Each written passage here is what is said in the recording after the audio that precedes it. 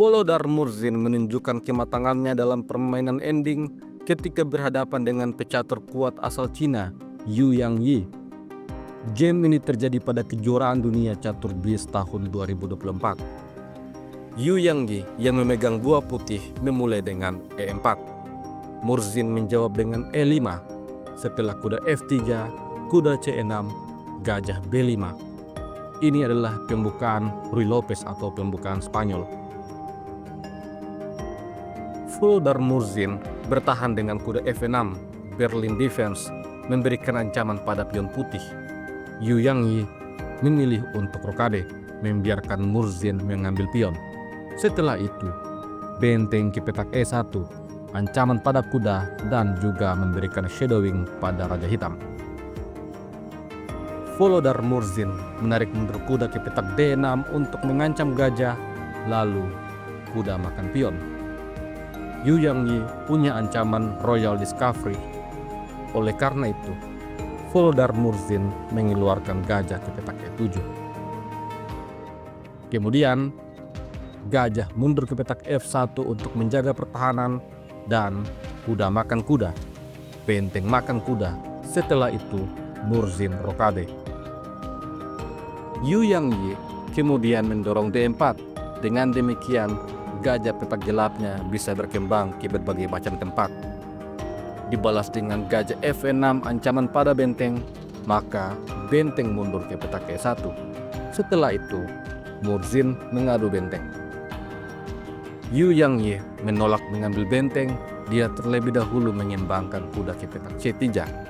Setelah itu, Murzin mendorong B6, mempersiapkan gajah fianchetto. Di posisi ini, Yu Yangyi menyerang kuda. Volodar Murzin rupanya tidak menyelamatkan kudanya. Dia memilih lanjut mengembangkan gajah fianchetto, sehingga Yu Yangyi mengambil kuda, lalu pion makan gajah.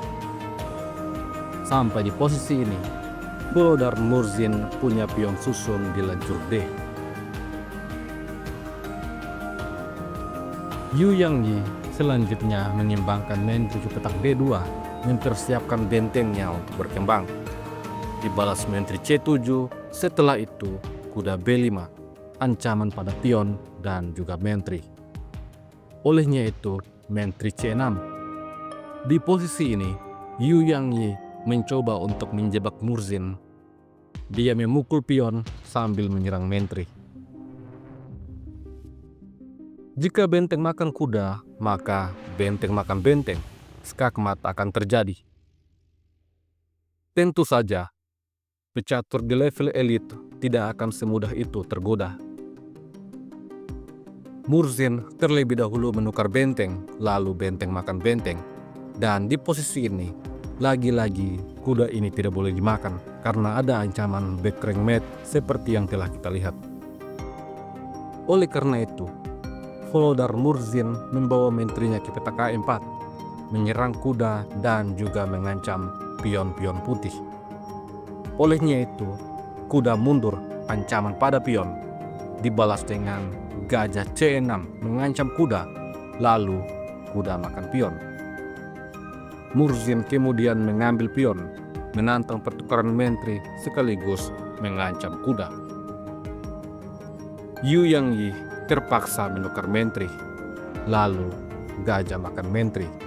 Setelah itu, pion menyerang gajah.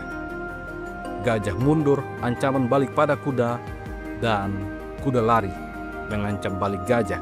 Tetapi gajah langsung makan kuda. Benteng makan gajah, dan benteng makan pion. Di posisi ini, backrang mate tidak bisa terjadi karena gajah bisa mundur ke petak F8. Yu Yangyi kemudian membuat kesalahan. Dia mendorong B4 untuk menyerang gajah, dan Murzin berhasil mendapatkan satu pion. Setelah itu, raja lari. Di posisi ini, Yu Yangyi punya ancaman skakmat. Olehnya itu, raja ke petak F8, dibalas G3, lalu benteng C2 mengancam pion. Setelah itu, gajah B5, Yu Yangyi mencoba untuk memainkan serangan balik. dibalas dengan benteng makan pion, gajah makan pion, ancaman skakmat di langkah selanjutnya. Sampai di posisi ini, Murzin unggul 1 pion. Oleh karena adanya ancaman skakmat, maka Murzin membuka luft G6. Raja G2 mengancam gajah, gajah menghindar ke petak E3. Setelah gajah B5, benteng B3, ancaman pada pion B. Yu Yangyi kemudian menempatkan gajahnya kembali ke petak C6, dibalas benteng B2 skak, raja F3. Langkah ini adalah sebuah blunder. Gajah kemudian ke petak B1. Di posisi ini, Yu Yangyi menyerang raja.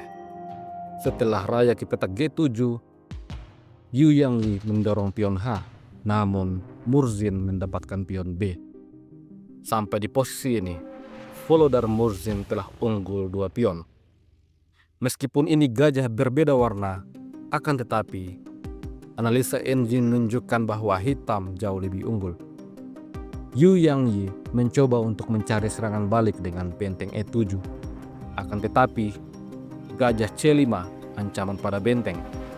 Setelah benteng ke petak D7, benteng B3 skak, raja G2, lalu benteng E3.